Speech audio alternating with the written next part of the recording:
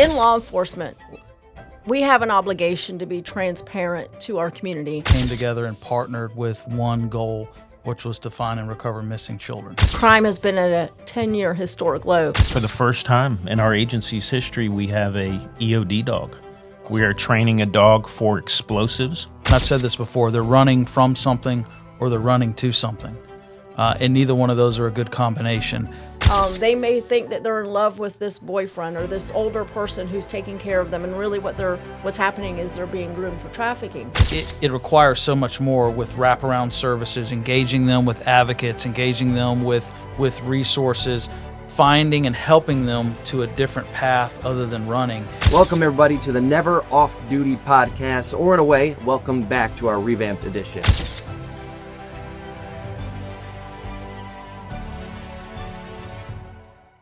Welcome everybody to the Never Off Duty podcast, or in a way, welcome back to our revamped edition. My name is Ben Ryan. I'm with the Public Information Unit here at the Clay County Sheriff's Office. Joined by me for our first episode, Sheriff Michelle Cook here with the Clay County Sheriff's Office, and Chief Domenic Paniccia over Community Affairs. So like I said a little revamped for our first episode. A lot of people may remember the Never Off Duty podcast last year and a little bit before that as well, run by Representative Judson Sapp. So yeah, we want to thank him. Yeah, we want to thank him for because he actually owned the podcast, the name and everything, and he graciously allowed us to bring this over, and we just want to give him a shout out for doing that. This is another great way that we communicate with our community. It was important to me that we continue this, and just appreciate Representative Sapp giving us the name. we were beating ourselves up to come up with a catchy name, and was, he already had it. Yeah, he already had it. And to let us have that is awesome. He was like, "Here you go." I said, "All right." I love the name. I thought it was perfect, and we're really happy to be back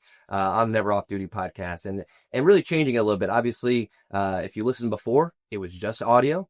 Now we've got cameras everywhere, so it is a visual podcast. It will be available anywhere that you get your podcast, so Spotify, Apple Music, all of that, and also on YouTube as well. So let's start just by why we want to bring it back in the first place. It's a different way of messaging. We've been trying so many different ways to get our message out, get the facts to the people, because that's what we're about. Podcasts really give you that open platform. So, I know that, Sheriff, you are huge on the messaging, and this was a big deal for you. We've been working on it for a while. I know you have, and it's good to be back. So when in law enforcement, we have an obligation to be transparent to our community. And so transparency, the platform for transparency looks different for different people. So we have some people who read the Cook's Corner newsletter. We have some people who join us for our SheriffNet meetings. We have some people who follow us on social media.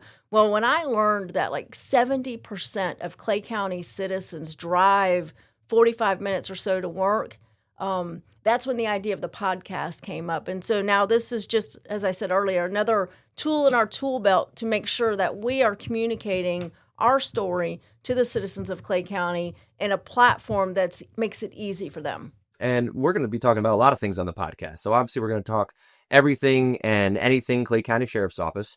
We're also talking major cases, operations, like we'll get to in just a little bit.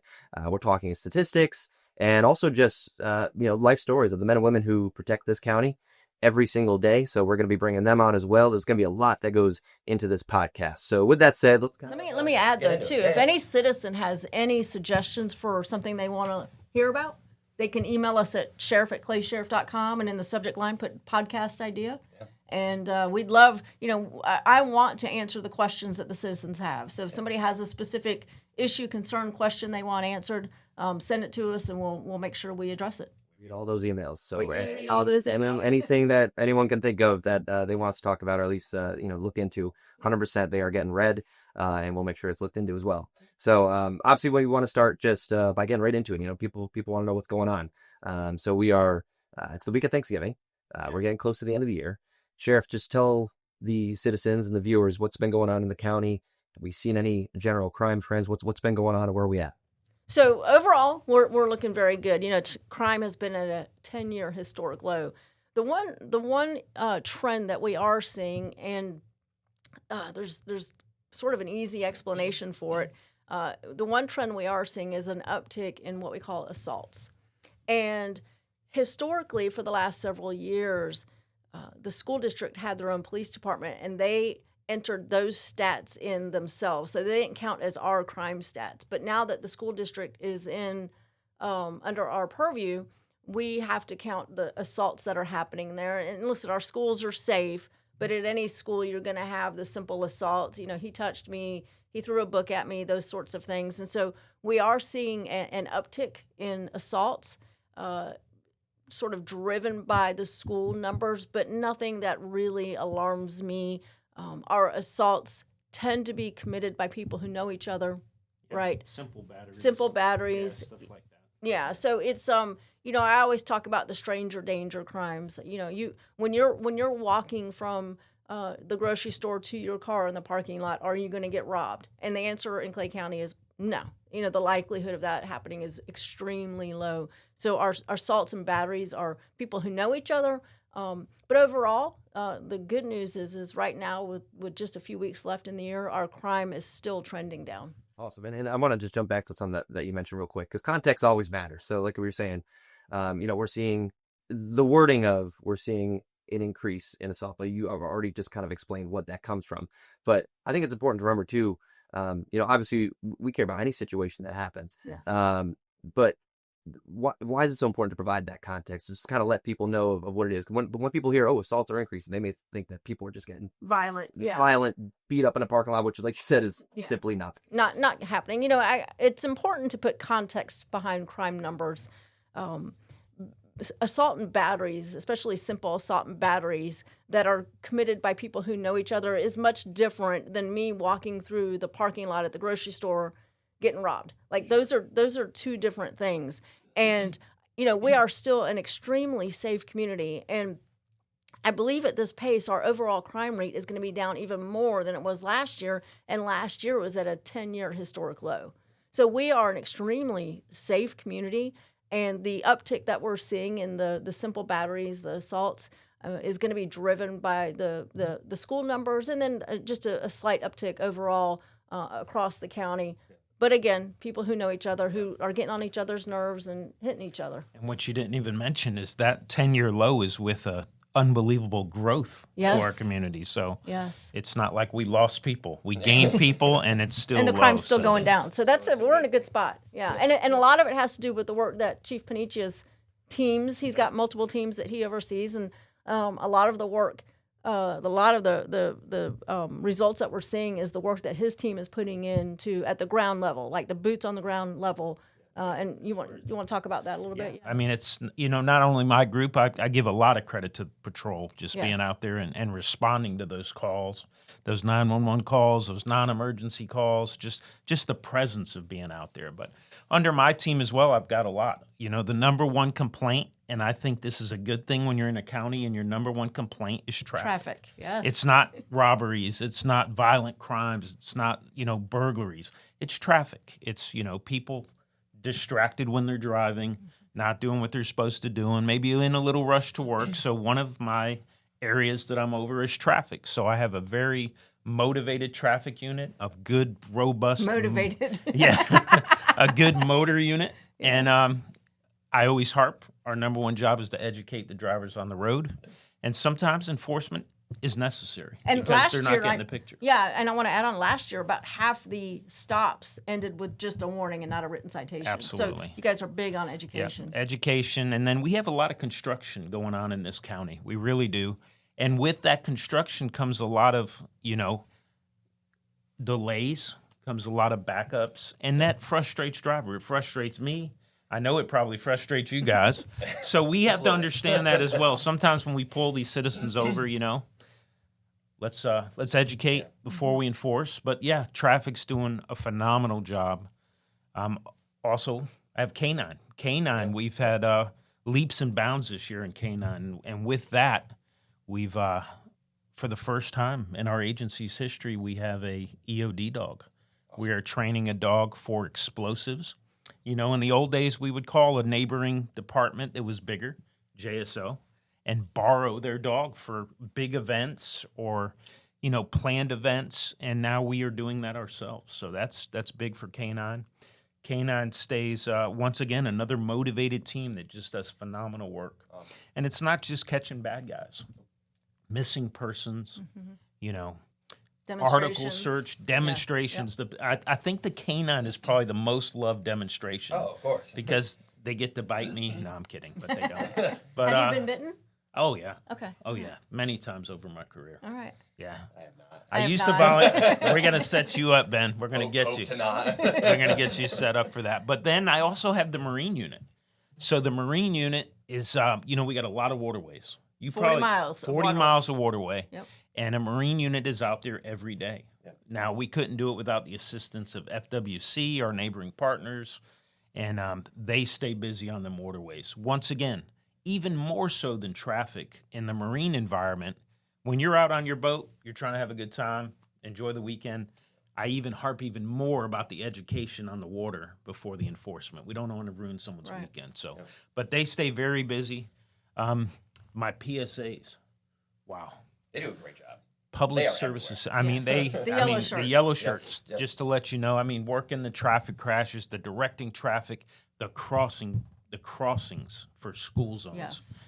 We're up to 30 PSAs, and they're needed. Every single one of them is needed. So, And just let me add to that. So for those that are out there listening, Florida state statute requires that the sheriff's office provide either crossing guards or some sort of crossing assistance during school hours. So that's a function that we just can't stop doing because by law we have to do it. exactly. And then there's two I've got to mention. That's this PIO team right here with Ben. And we've just come so far since you've been here. The content we're putting out, the quality, everything is just, it's been phenomenal. So appreciate you and that team. And then my community affairs team, They're killing it. hardworking. Yes. Yep. I mean, these guys and girls are out there, every weekend almost. There's Yeah, an they're the event. ones that you see at Yeah. all of the marketplaces Yep. and the fairs and the fairs, festivals and the festivals, all trunk that. or treats. Yes. And Trunk or treat was great this year, we by just the way. wrapped up a trunk or treat at Walmart there in Brandonfield. And The busiest I've ever seen it. Yes. But that's community affairs driven. Yes. Oh no, it was an amazing turnout. amazing. The line was nonstop We were for talking 3 about that. hours. It Yeah. was they did a fantastic job. And we talked about it that night because the line went all the way like around the Walmart. it was insane. But yeah, you oversee a lot of different units, all of them doing some amazing work. Keeping up, I would imagine is, you make it look easy. So. Oh, I appreciate that. Maybe not behind the camera sometimes. The phone is ringing a lot, but hey, it's a Why you great get the job. big chief pay. Yeah, that's why I get the big chief pay. That's what it's Ben. about. But no, it's been a great year. I really got to say it. I can't believe that we're talking about the end of the year know. already. But Wow. it's been a great year at the agency. It's been a great year in the units, and I don't have much complaints about the way That's good things are because at. the complaint department's closed this It is. It's complaint. Yeah. Then we'll keep the complaints out. Okay. Awesome. Well, we're really happy to be back, especially with the podcast. This has been something that we've been in the works on for a while, several months, pretty much ever since I got here in late October of 2020. What's 4? Yeah, 2024. It's been over a year now, so it's been an amazing year. We're happy to be back. So we got a lot in store for the rest of the podcast. Like I said, we're talking operations. We have Detective Ryan Ellis, a name that maybe some are very familiar with. Does amazing work, and they just wrapped up an incredible operation, rescuing 122 children statewide, 22 in Northeast Florida. So we'll get to that in just a bit. But welcome back to Never Off Duty, and we will be right back. All right, welcome back to the Never Off Duty podcast. I'm Ben Ryan. We are out with Chief Domenic Paniccia. We are in with Detective Ryan Ellis from our Internet Crimes Against Children unit. First and foremost, Detective Ellis, we appreciate you joining us. Thanks for being here. Ben, thanks for having me. Sheriff, thanks for having me on the podcast. So we're bringing Detective Ellis on. They just wrapped up a huge operation. It was statewide. It was called Home for the Holidays. That was led by the U.S. Marshals. It was a statewide operation that recovered 122 missing children, 22 specifically here in Northeast Florida. The Northeast Florida Intercept Task Force, Clay County Sheriff's Office, several other local agencies were involved in that. So, Detective Ellis, I know that you did a lot with this operation as well, especially here locally. Tell us just about getting involved with the Marshals to do something like this and what that was like. Yeah, so first off, a very, very rewarding operation with great results for the community. The operation really brought together state, local, federal law enforcement, non-governmental organizations that came together and partnered with one goal, which was to find and recover missing children. Awesome. And I know, Sheriff, we had talked about these types of specific operations to getting involved with the other agencies too for something like this. Yeah, what's really interesting is this transition, I think, in law enforcement to focus on these kids who are habitual runaways. So, historically, I think about when I first started in law enforcement, if you had a habitual runaway, you would just write a report. And the detective, they went through the motions of trying to find the kid, but they were habitual runaways. And so, and in a way, we kind of, chalked them up to, well, they'll return when they're ready to return. And what we've since learned is this age group of runaways are very vulnerable into being lured into sex trafficking, human trafficking, and to have an initiative and a group of law enforcement leaders across the state who are saying, we're going to spend the time, because this is a lot of work, because these kids are old enough to elude us. They may think that they're in love with this boyfriend or this older person who's taking care of them, and really what's happening is they're being groomed for trafficking. So these older kids are in many ways harder to find because they're smarter. Most of them are pretty street savvy.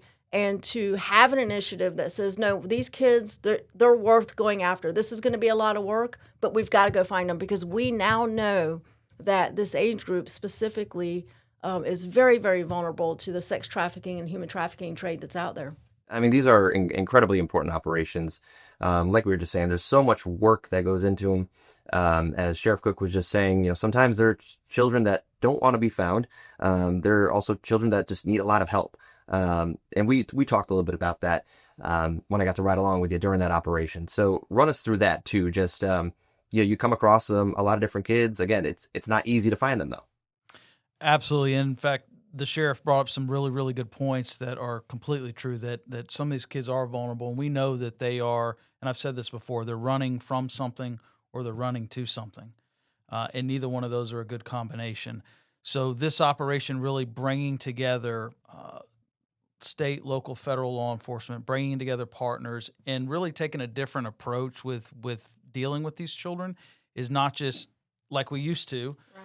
Find the child, immediately return the child back home, clear the call, and go on to the next one. We have learned that it requires so much more with wraparound services, engaging them with advocates, engaging them with resources, finding and helping them to a different path other than running. And if you can imagine the amount of effort, the amount of personnel, the amount of dedication that it requires from law enforcement, and we're willing to do it and put in the work, but it's a lot of stuff to come together and everyone working together collaboratively. And then, going down that road as well, I got to see some of that operation room too. A lot of analysts were involved here. So tell us about the effort that goes into it in terms of finding the children, because again we don't just you don't go to one address, you got to go to multiple. You guys did a lot of work. There was a lot of driving around. There was a lot of talking to people. I think just in a couple of days that I spent with you, you went to felt like 15 different spots, but obviously for a good purpose. Yep, absolutely. So one of the things that I say is, like, the analysts really are with these operations. They're almost like the heartbeat. They're pumping out that information, and they're oftentimes behind the scenes, and they don't always get a lot of the credit up front, but our analysts, our intelligence, crime analysts, and people that are back there working do just such a fantastic job, where we're sometimes giving them just a small little breadcrumb, and they're taking that information and they're going out there scouring social media, using some amazing open source tools. The Clay County Sheriff's Office, we have some amazing analysts here and that we partner with, and the amount of information that they can feed back to us in the field with law enforcement to help recover these kids is really amazing. And Sheriff, I'd like to ask you a little bit about this too. We talked just about not just the rescuing part, but the wraparound services too. Getting involved with a lot of different nonprofits, a lot of groups out there. I know that we've spoken to so many, as has Detective Ellis. Why is that part important too? Instead of just, all right, got them, let's just get them back home and we're done. Sure. I mean, what we've learned is that the habitual runaway is going to run away again.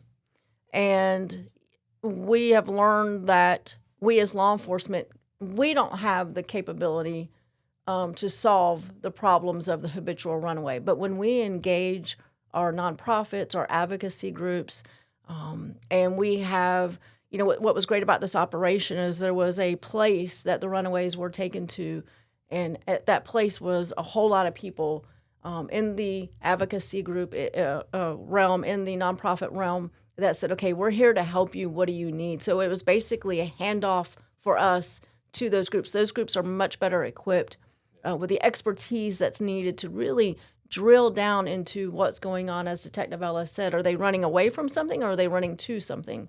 And then those groups are able to navigate that and show the runaway that the lifestyle, the path that they're going down is not the best. And they have a whole team that's there to support them to make them successful. Yeah. And Detective Ellis, I don't know if you wanted to touch on that as well. But obviously, we would recover a child during this operation. Next thing you know, immediately on the phone. Okay, we found whoever we were looking for. Let's go ahead and bring them to the next step. So how do you work so well with the other agencies and the other nonprofits too when it comes to that? Because there really is a lot of communication going on. A lot.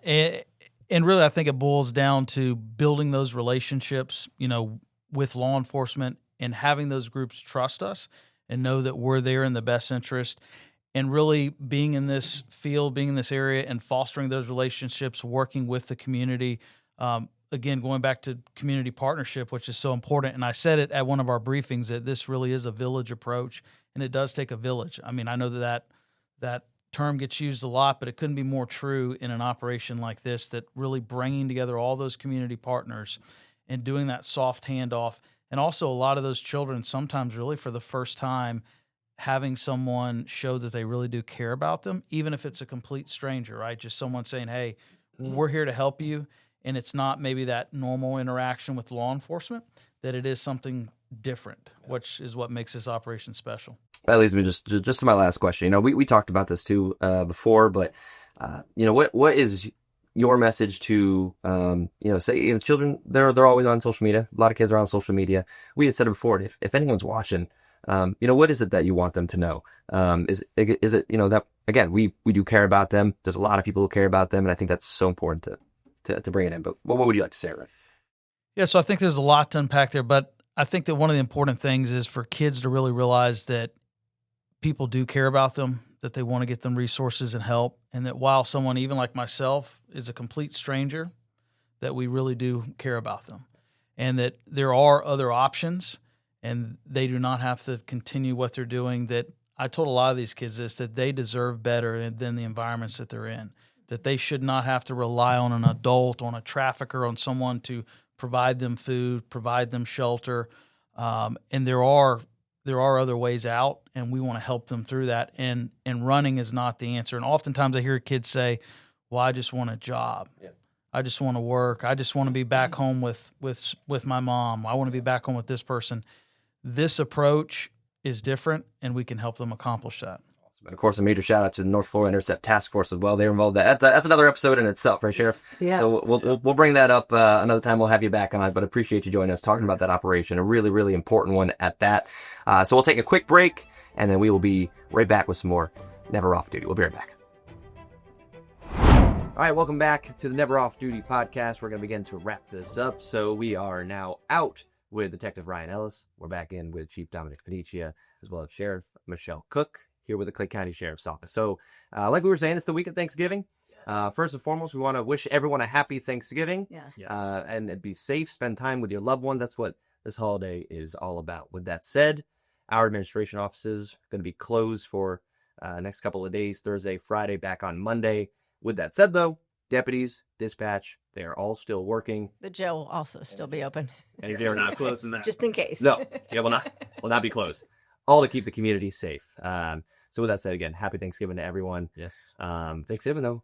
Oh, yeah. And it's an amazing holiday, fantastic holiday. Oh, yeah. Let's talk about how you guys are spending it. We'll wrap it up on a light note. Sheriff? I think Dominic's going to be fishing, but I'm going to tell you what I'm going to be doing. Eating. Yeah. We have about 20-something family members coming over to the house to eat. And then we are going to take a family trip down the river and get on our boat and just hopefully the weather's nice enough we can just kind of slow cruise on the river for a little bit. That sounds fantastic. Chief, what do you got? All right. I'm going to brine a turkey. Okay. Oh, boy. I'm only hosting about 15, but I'll be smoking turkeys, watching football, eating good. And then the sheriff nailed it. Friday morning, I'm going fishing. If you know Weather anything about- permitting. If you know anything about Chief Paniccia, absolutely loves Kayak fishing. fisher. Yeah, boat, kayak, you name it. But yeah, Does a lot about it. spending Where's one time with. fishing at? I'll tell them exactly where I'm going to catch them. Oh, you can't do that because they'll Right know in the either. corner of their mouth. Nah, Can't I'll give go away the secrets. North Jacksonville, maybe St. Augustine. We'll see. Awesome. But all about family, having that great time, and relaxing. And can we turn our phones off? No. Oh man, Not allowed. sorry about that. Not No, it's all good. Yeah, we're we host Thanksgiving every year. My wife is an amazing. About the She's a chef. She's a chef. She's an amazing chef. She's a brewer. She does a lot of things. Very thankful for her. But yeah, so we always host. We love having family and friends come over. I don't know the tricks and the tips that she does to the turkey. All I know is at some point that she smothers it in mayonnaise before all the other What? stuff. Listen, it works. It's like brining. It works. So I don't know. People are gonna be a little confused. Any about that part. exotic dishes from a chef on Thanksgiving, or just your? Really, no. We do a lot of Turkey covered in mayonnaise. That's exotic. No, but it's before it gets cooked. It's not after it. I've confused a lot of people. No, but absolutely, we love hosting. It's a ton of fun. Family and friends come on over. The casserole, the stuffing, everything, and everything. I saw a cool little meme. Can I say it? Sure. It says at Thanksgiving with the family, make sure you bring up some politics so you can save money on Christmas gifts. There you go. That is one way to do it. And then before we wrap it up, we're talking about what the plans were. But as always, what is your favorite Thanksgiving food? Which part do you like? The turkey the best? The stuffing? We'll get into it. I'm a stuffing and cranberry sauce. Yes. Oh, mix them together. Cranberry? Yes, right out of the can. You slice it and you mix it in your stuffing. I like something you probably never ate in your life. What is that? So number one is stuffing. Number two is mashed rutabagas. Really? That actually sounds Some good. people call them turnips. Mhm. Okay. Never had it. So sounds absolutely delicious. But it sounds like amazing plans. I hope you all or both have a fantastic Thanksgiving. Me too. So appreciate too. you guys for being here. For Your the first- mayonnaise turkey. I hope you enjoy it. mayonnaise. I promise it's way better than that. And now I know that I'm not gonna know how to explain it, and then I'm gonna explain what I just said to my wife, and she's gonna be like, "Well, now everyone thinks that we should make a mayonnaise turkey." And it's just gonna be a whole conversation. She is a chef, so it's probably going to be amazing. We will not fantastic. question her authority in that Yes, no, regard, no. yes. She runs the show on Thanksgiving, so it'll be a fantastic day. So again, appreciate you both being here for the first episode of Never Off Duty. We're happy to be back. Again, it's been a long time coming. A lot of good things coming in the future as well, like we were talking about, from cases, operations, statistics, the men and women behind the badge protecting this county every single day. So with that said, sheriff@claysheriff.com if you have anything that you'd like us to discuss here on the podcast. And also, this podcast will be available anywhere that you get your podcasts: Apple Music, Spotify, Amazon, YouTube for the videos as well. So we're everywhere. And again, we appreciate you all for listening and watching, and we'll see you in the next episode. Happy Thanksgiving, everybody. Thanksgiving. Happy Thanksgiving.